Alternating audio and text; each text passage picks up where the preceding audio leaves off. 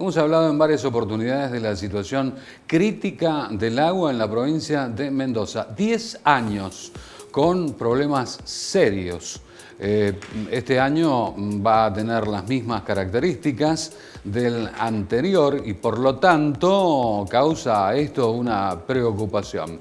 Lo vinculamos a otro sector que tiene que ver con la explotación minera que se viene en la provincia de Mendoza y se intenta desde determinados sectores, no solamente del oficialismo, sino de la oposición, de realizar reformas importantes en la Ley 7722 que protege el agua en la provincia de Mendoza de los avances de la megaminería, de algunos emprendimientos que realmente han llamado la atención en la última semana. En estos días, la legislatura provincial aprobó la exploración de un emprendimiento minero justamente en el sur provincial, Hierro Indio, y sobre este aspecto nosotros quisimos consultar a algunos de los integrantes de la Asamblea Socioambiental de la zona este de la provincia de Mendoza. Está con nosotros Graciela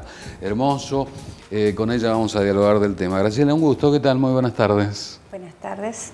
Bueno, vamos a empezar por lo de Hierro Indio, que se aprobó ayer en la legislatura provincial. Todo esto lo vinculamos al agua, indudablemente, y a la posibilidad de transformación de la Ley 7722, que hemos avanzado en varias oportunidades, pero siempre viene bien recordar esa ley. Sí, estamos nosotros en un punto muy crítico a nivel social, a nivel político, a nivel ambiental. Y bueno, esta situación que se ha dado ayer, que el proyecto de Hierro Indio ha pasado el dictamen en la legislatura, el dictamen de impacto ambiental, nos tiene sumamente preocupados. Primero porque es el primer proyecto que se hace con la ley 7722, que es la ley que protege el agua de los mendocinos, la protege de sustancias tóxicas. Y bueno, esta pronta resolución que ha tenido este proyecto, esta aprobación de la etapa exploratoria, nosotros la vemos muy relacionada con la etapa que va a seguir, que es la etapa de la explotación directamente. Estamos muy preocupados porque si bien en esta etapa se ha promocionado que va a ser una fase donde no van a haber riesgos importantes y no va a haber mucha cantidad de agua utilizada, el hecho de que se esté haciendo a 2 kilómetros del río Atuel significa que en una etapa posterior, en una fase que está muy ligada a la aprobación que ha habido ayer en el ámbito legislativo, los riesgos sean muchísimo mayores. Esto tiene que ver con la ley 7722 a la que hacíamos referencia. Tiene que ver con las reformas que quiere impulsar tanto el oficialismo como la oposición de la ley para que ingrese de lleno la megaminería metálica, que es en realidad el único límite que pone la ley 7722 a este tipo de minería, no a otro tipo de minería. Ustedes no son antimineros directamente. No, en absoluto. En absoluto. De hecho, han trabajado mineras acá en la provincia de Mendoza que han cumplido un plazo hasta tanto la rentabilidad que ellos obtenían era la que ponía el límite, pero no la ley 7722. En realidad la ley 7722 el único proyecto que desestimó o que no dejó ingresar fue el de San Jorge. Claro. Y ahora con esto que se ha aprobado en la legislatura estaría muy relacionado a las intenciones políticas, no solamente la intención política, sino la del lobby minero que están haciendo, o sea, en unión el lobby minero político, digamos, empresarial político, para que ingrese la megaminería metálica. Nosotros estamos muy preocupados porque en realidad ningún país, ninguna región del mundo que tenga este tipo de minería la hace sin conflicto. Todos los países, y generalmente me estoy refiriendo a América Latina, que es donde hay mayor cantidad de proyectos, en todos los territorios existen conflictos. Conflictos porque no se pueden controlar las consecuencias, conflictos porque la población no está debidamente informada de lo que significa eso.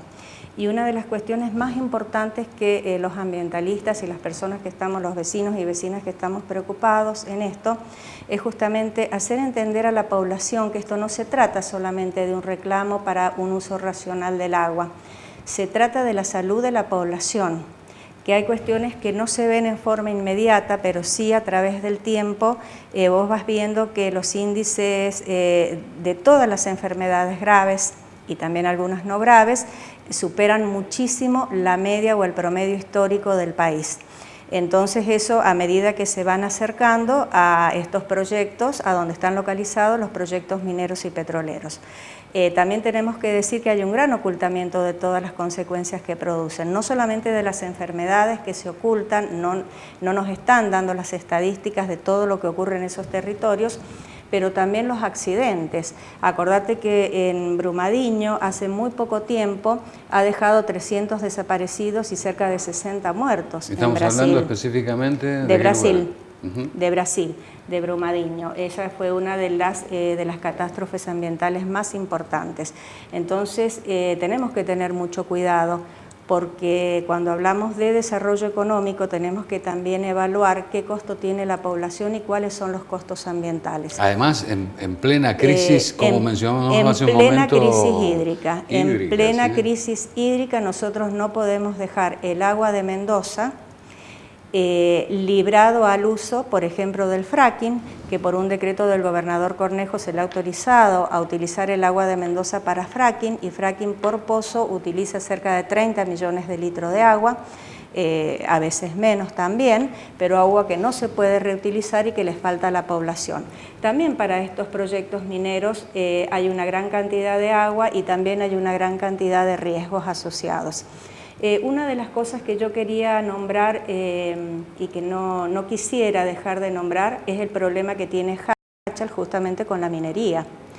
Hachal creyó en lo que le dijeron los políticos y lo que le dijeron las mineras. Fundamentalmente que había control por parte del Estado. Que había control por parte del Estado y control por parte de las técnicas que utilizan las empresas. Sin embargo, ya al año 2019, después de haber ocultado 7, 8, 10 derrames gravísimos, se sabe que han habido 5 millones de litros de agua cianurada en los acuíferos, en 5 ríos que están contaminados. Sin embargo, los políticos y los empresarios a nosotros nos siguen poniendo de ejemplo a San Juan.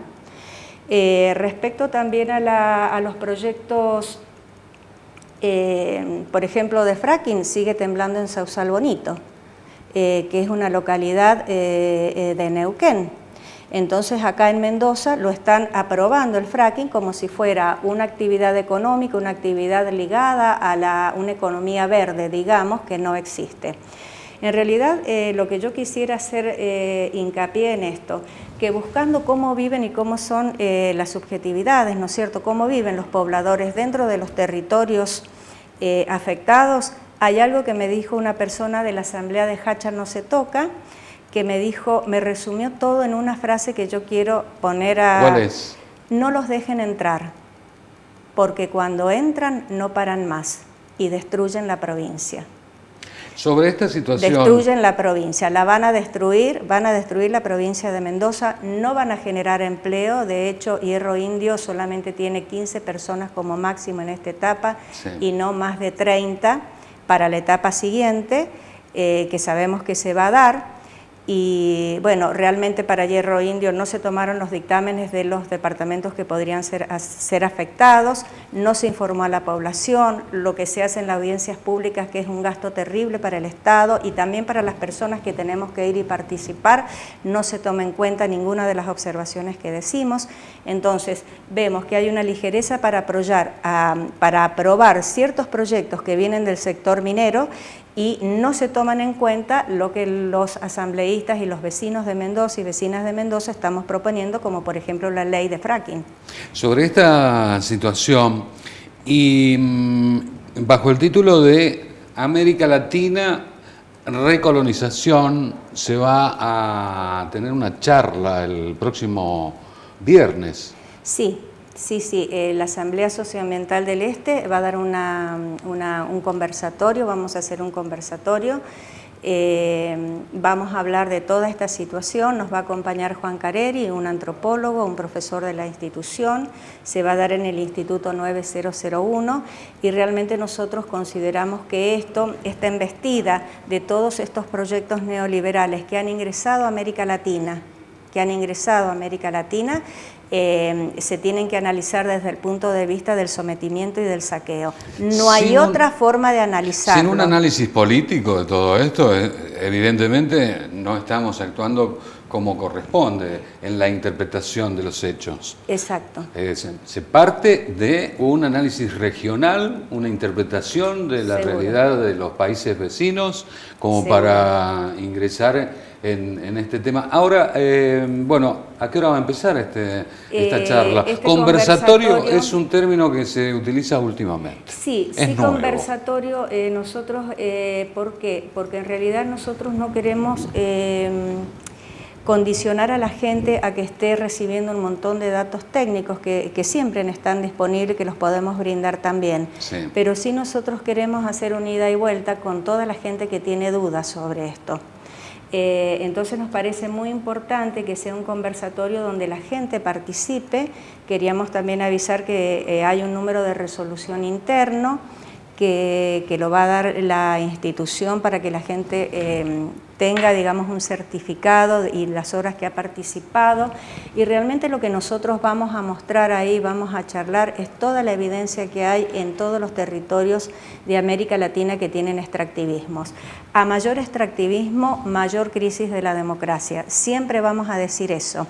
A mayor extractivismo, mayor conflictividad social, mayor vulnerabilidad para los derechos de los pueblos originarios y también de las comunidades. Mayor concentración, además, mayor concentración, mayor, o sea, se adueñan de la tierra, se adueñan de los recursos, y esos recursos que a nosotros nos dicen, por ejemplo acá en Hierro Indio, que va a ser para todos los mendocinos, en realidad no va a ser para todos los mendocinos. En realidad, las ganancias es para un grupo muy, muy reducido de empresas y de personas.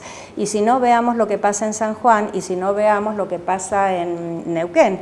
O sea, una cosa es que tengan millones para exportar, toneladas para exportar, pero los beneficios mueven la calidad de vida de la gente. Entonces ese es el análisis que nosotros tenemos que hacer, porque sí, capaz que las riquezas son extraordinarias, pero ¿para dónde quedan esas riquezas? Lo que quería decir también antes de que el tiempo se agote acá, sí, en esta entrevista, es que el Reino Unido acaba de prohibir el fracking porque está en una zona sísmica. La mayoría de los países que tienen mejor tecnología que nosotros la están prohibiendo. Sin embargo, ellos van a financiar todo vaca muerta, a pesar de que ellos no la usan porque ya tienen miedo a que pase lo mismo que pasa en China y que pasa en otros lugares de Estados Unidos. Entonces, ¿por qué acá nuestros políticos mienten? Mienten nuestros políticos, mienten nuestros políticos, mienten nuestros políticos. Eso es lo primero que nosotros tenemos. La gente tiene que averiguar, tiene que acercarse a las asambleas, tiene que acercarse a gente que está estudiando y que está en conocimiento de esto para ver las consecuencias ambientales que van a haber. ¿La convocatoria para el próximo viernes? ¿A partir de qué hora? La convocatoria es a partir de las 5 de la tarde en el IES de San Martín, en el terciario José de San Martín. En el terciario más comúnmente llamado. Conocido. Así que los esperamos a toda la comunidad, esperamos que la gente vaya y bueno, pueda preguntar de las dudas, y es la tarea de concientización que nosotros estamos haciendo, así que bueno, los esperamos.